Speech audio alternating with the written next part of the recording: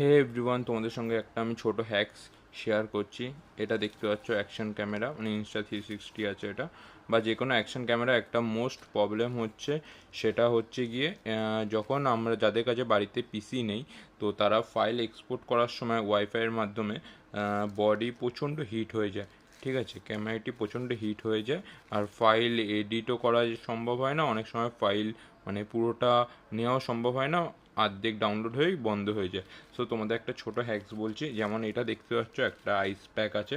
ঠিক আছে, I think যাদের বাড়িতে যারা এসি আছে তাদের বাড়িতে তারা তো এসির সামনে রেখে দিলে খুবই ভালো হয়। যাদের বাড়িতে এসি নেই, তো তারা কি করবে, এরকম একটা আইস প্যাক, এই দেখেছো আইস প্যাকের মধ্যে কিন্তু দেখো বাইরে রাখলে কিন্তু নর্মালি এটা আস্তে আস্তে ভেজা শুরু করে দেবে, এরকম ঘাম হবে এটার মধ্যে।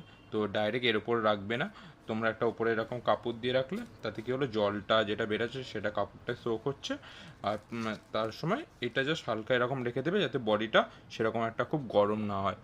আর নর্মালি এরকমভাবে তোমরা ফাইল নিজের ফোনে নিতে পারবে, দেখবে কোনো অসুবিধা হবে না। ভিডিওটা ভালো লাগলে শেয়ার করে দিও। Thank you.